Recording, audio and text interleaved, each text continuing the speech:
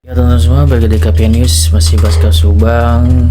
Ya, Danu ya sudah dikonfrontir ya semuanya bersama Irlan, bersama Uci ya Banpol. Namun kemarin si Banpolnya nggak datang, kayaknya takut sih karena kemarin kita tahu sendiri di di persidangan aja udah jantungan terus si Uci gitu kan. Menandakan apa? Menandakan memang ada keterlibatan banget ya untuk Uci ini gitu. Dan juga tentunya dikonfrontir juga oleh kepada Taryono gitu kan ya. Dan ya teman-teman sudah menyimak persidangan, apakah Danu menyebutkan nama Taryono? Tentunya menyebutkan ya di persidangan gitu kan ya. Namun di sini konteksnya adalah di konfrontir tersebut mengenai hal pembersihan kamar mandi gitu ya. Dan itu sudah dijelaskan juga oleh Pak Tovan ya teman-teman. Untuk BAP-nya tidak ada yang berubah. Irlan pertama Uci juga memang tidak berubah, BAP-nya dibacakan juga walaupun beliau tidak hadir, tidak berubah pernyataannya. Danu juga tidak berubah. Taryono juga mengakui berbuat kesalahan untuk kamar mandi tersebut. Dan juga dikuatkan juga Irlan juga menguatkan bahwasanya itu benar kan kayak gitu. Dan Irlan itu menguatkan bahwasanya pada tanggal 18 tersebut memang Taryono itu datang ke polsek dan segala macam, dan ada di TKP juga gitu. Itu pernyataan dari Irlan. Dan kalau Uci sendiri walaupun gak hadir, beliau BAP-nya masih sama dibacakan juga di saat itu. Jadi semuanya memang mengakui juga, dari Taryono sendiri juga mengakui bersalah gitu kan ya, melakukan tindakan tersebut gitu. Namun kan itu harus didalami ya, didalami seluruhnya. Apa sih motif Taryono ini gitu kan ya? Kok bisa-bisanya tahu gitu ada sesuatu di kamar mandi tersebut, dan memang ada kesesuaian dengan pernyataan dari Danu juga bahwasanya memang di situ kan korban dimandikan di kamar mandi tersebut. Tentunya banyak di situ sisa-sisa barang bukti gitu kan ya, yang mungkin harusnya bisa ditemukan, namun karena dibersihkan tersebut ya jadinya tidak ditemukan apa-apa gitu kan ya. Itu sangat menurut gua sangat mencurigakan. Dan mencurigakannya juga adalah dimana Inavis juga tidak kenapa menyisakan kamar mandi tersebut, walaupun sudah dijelaskan ya waktunya tidak cukup. Namun gue di sini masih ada keanehan juga, kenapa kebetulannya sangat kebetulan gitu. Korban ini dimandikan, namun Inavis tidak membersihkan kamar mandi. Dan kok tahu-taunya gitu kan ya, Taryono ini mendapatkan mungkin informasi bahwasanya kamar mandi belum dibersihkan, ya beliau ini membersihkan barang bukti tersebut gitu kan ya, agar tidak ada yang namanya petunjuk-petunjuk kan. Itu kan sangat jahat gitu kan ya. Artinya itu kan beliau mengetahui gitu kan, mengetahui bahwasanya di sini sepertinya memang beliau mengetahui siapa pembunuhnya, harusnya kan seperti itu gitu kan ya. Terlebih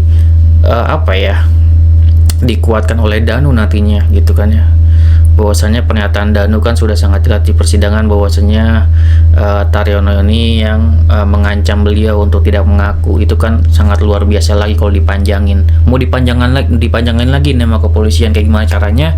Ya sudah sangat jelas ya, teman-teman sudah sangat mengetahui bahwasanya kepolisian itu ngecek ya rekening dari Taryono, dan mungkin sudah dibekukan gitu kan ya, mungkin ya, karena di situ setelah kejadian kasus Subang itu memang kekayaannya bertambah gitu ya. Dan itu sudah dibahas juga oleh Kang Freddy juga dan Kang Dede. Dan itu semakin jelas ya teman-teman bahwasanya di sini unsurnya juga ada orang yang menyuruh gitu kan ya Taryono. Indikasinya sangat besar di situ. Ngapain sih seorang kanit tiba-tiba ada urusan membersihkan kamar mandi gitu, dan beliau melakukan hal tersebut untuk apa? Kan itu kan sudah sangat jelas ada kepentingan di situ. Dan pihak kepolisian nih, kalau misalkan kita nih sebagai netizen yang tidak tahu apa-apa mengenai apa yang dilakukan seseorang, apalagi kepolisian gitu kan ya, tentunya kepolisian atau penyidik itu 2 kali atau 5 kali lipat langkahnya jauh gitu kan ya daripada kita gitu kan ya. Harusnya lebih tahu apa maksud dari Taryono ini gitu kan ya, siapa dalang dibalik beliau ini yang menyuruh gitu kan.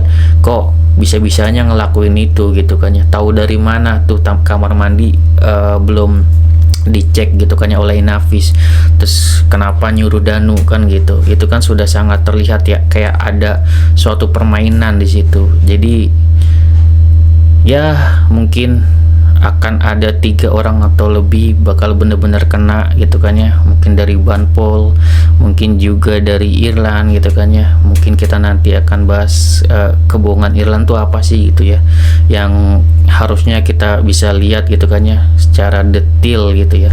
Kalau misalkan kita bahas Irland, mungkin sebenarnya kita bahas sedikit ya nanti.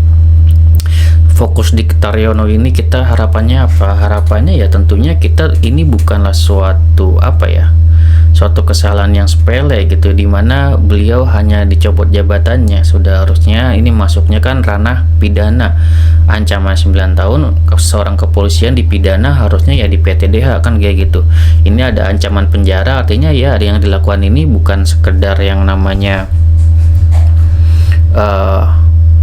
kesalahan SOP doang gitu. Ini benar-benar ada niat. Kalau saya penyidik juga secara pintar bisa membaca hal itu. Kalau misalkan netizen aja sangat membaca hal itu, tentunya ya penyidik juga baca hal itu. Makanya penyidik dengan jelas gitu kan ya, lah Taryono ngapain ngelakuin ini, pastinya kan ada bayaran nih kan gitu. Dicek lah kekayaan Taryono gitu ya, bener-bener ada bertambah kan kayak gitu. Dan itu sudah sangat jelas ya, karena yang menangkap ini kan penyidik gitu ya. Sudah ada kecurigaan kepada Taryono, namun untuk menghukum beliau gitu kan ya, tinggal menunggu waktu doang, karena memang menunggu Pak Yosep divonis sudah rencana seperti itu. Menunggu Pak Yosep divonis baru dibantai nih para OJ gitu ya, dan yang utama Taryono ini gitu ya. Ya pertanyaan seperti itu ya bang, tapi kan apakah Taryono ini akan berkelit bang? Tentunya pasti ya akan berkelit dan tidak mengakui gitu, dan tidak mungkin segampang itu menyebutkan sebuah nama. Tapi kan di sini kita kuncinya tidak ada kejahatan yang sempurna di mana dia tidak mengakui. Mungkin saja kan yang lain nih bawahan-bawahannya yang dia suruh atau seperti apa, salah satu aja ada yang mengakui dan dia tidak bisa mengelak lagi gitu kan ya. Tentunya Taryono juga tidak akan bisa berkata apa-apa lagi gitu ya.